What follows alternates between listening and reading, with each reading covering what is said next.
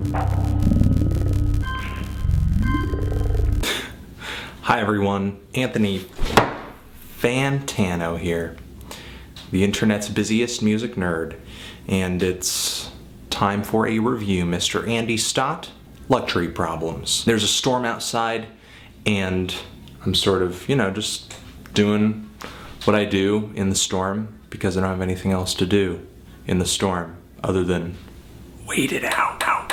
This guy is a UK electronic music producer who has been at it a lot longer than he's been kind of buzzing on the internet. This guy has a good handful of singles, EPs, he has a full-length album as well, toying with minimal techno as well as electro. But recently he's been gaining attention for his extremely spacious and textured approach to this genre. Loads of effects make it onto this LP to the point where it's not even really so much about the sounds or even the sequence they come in, but more how much Andy can manipulate these sounds into something that feels rough, glossy, bouncy, as well as ethereal. And even though there are a lot of different shapes and sizes to the sound set on this LP, pretty much every song here adds up to a pretty stylish kind of minimalism that I think is going to appeal to a lot of people. The tracks on here definitely have some chilling qualities to them. The song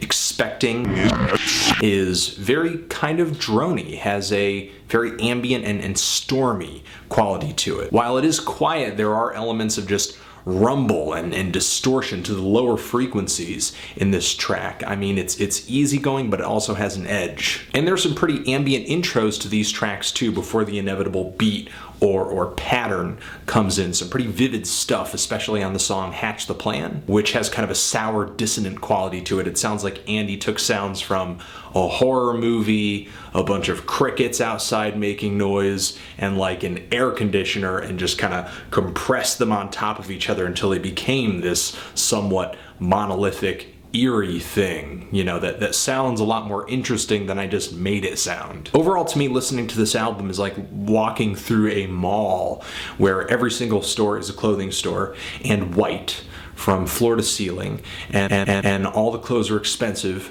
European, and don't fit me. And for some reason, every store has several fog machines just keeping a dense, hazy white layer over everything. And that's not necessarily a bad thing, that's just kind of his style.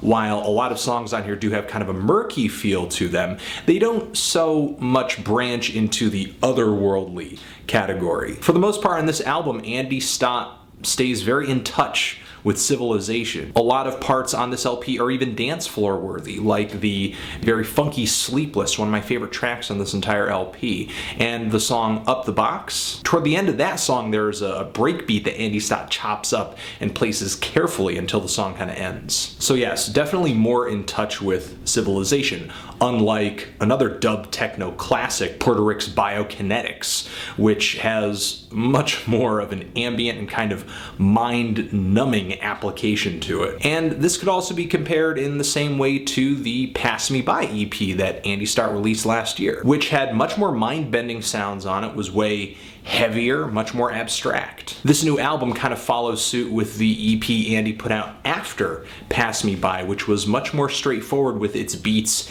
and its sounds. A lot less strange, but still kind of having a potent sound to it, a personality. Andy Stott definitely on this LP tries to find more of a balance between the minimal, the experimental, and the palatable, like with the track NUMB, which is the opening track here and maybe one of the best on the entire album, which has a very kind of minimal, simple 4/4 driving beat that's very kind of in the background, very bassy, very quiet. This track builds most of its magic with a female vocal sample that is looped in various ways and layered throughout the track with these vocals and a very quiet, deep, bassy synthesizer kind of intertwining as the track progresses in a very beautiful way. And the song Lost and Found too, where Andy Stott takes another female vocal cut, which has kind of an operatic quality to it, I would would say. I mean, it's very kind of refined, or at least it feels that way. And while it does kind of span over the groove sort of awkwardly at first, Andy cuts it up and finds interesting ways to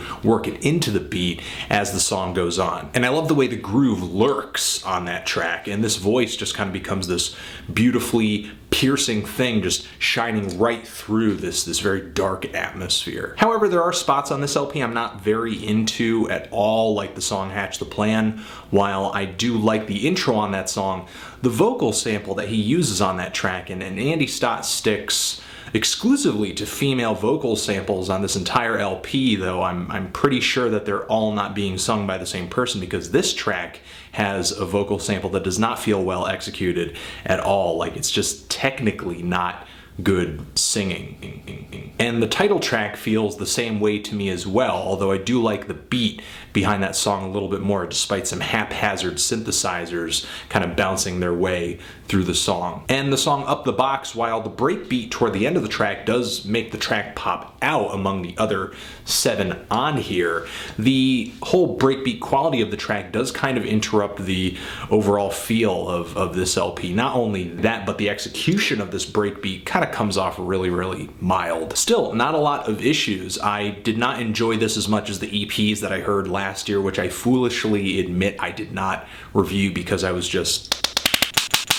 But definitely give this a listen if you're looking for some minimal, textured dub techno with elements of ambient music being worked in, some drone as well. And I would definitely say that, especially with the vocal samples on here and the execution of the reverb on these tracks, especially with the last song on here, Andy Stott has been listening to some modern dream pop. I think people who are fans of dream pop with female vocalists could most definitely get into a lot of tracks on here, because there is a serene, calming, yet kind of barren sensibility to this album. Overall, I'm feeling a strong 6 to a light 7 on this LP. If you've given it a listen, what did you think about it? Did you love it?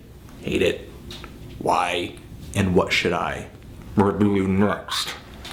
Anthony Fantano, Andy Stott, Luxury Problems, Forever.